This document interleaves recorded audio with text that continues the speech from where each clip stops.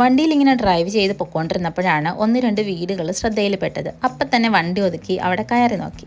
ജപ്പാനിലെ പണ്ട് കാലത്തെ വീടുകളാണിതൊക്കെ. ഷിസുഓക്ക പ്രിഫെക്ചറിലെ ഹമാമത്സു ഏരിയയിലൂടെ പോകുമ്പോഴാണ് ഈ വീടുകൾ നമുക്ക് റോഡരികിൽ തന്നെ കാണാൻ പറ്റുന്നത്. BC 2000-നും 1000-നും ഇടയ്ക്ക് ജീവിച്ചിരുന്ന ആൾക്കാരുടെ വീടുകളാണിതെന്നാണ് പറയപ്പെടുന്നത്. പണ്ട് കാലത്ത് ഉണ്ടായിരുന്ന ഇങ്ങനത്തെ വീടിൻ്റെ റൂയിൻസ് എല്ലാം കൂടെ ചേർത്ത് വെച്ചിട്ട് അവർ ഈ ഒരു 5-6 വീടുകൾ ഇവിടെ സെറ്റ് ചെയ്ത് വെച്ചിരിക്കുന്നതാണ്. ഇവിടെ എത്തുമ്പോൾ നമുക്കൊരു പഴയ കാലഘട്ടത്തിലേക്ക് പോയ പോലെ ഒരു ചെറിയ ഫീലിംഗ് കിട്ടും.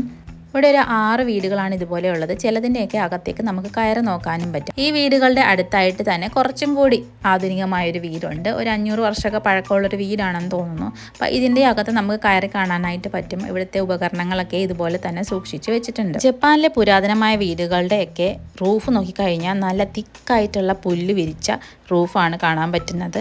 തണുപ്പിനെയൊക്കെ പ്രതിരോധിക്കാൻ വേണ്ടി ആയിരിക്കണം ഇങ്ങനത്തെ റൂഫുകൾ സെറ്റ് ചെയ്തിട്ടുള്ളത്.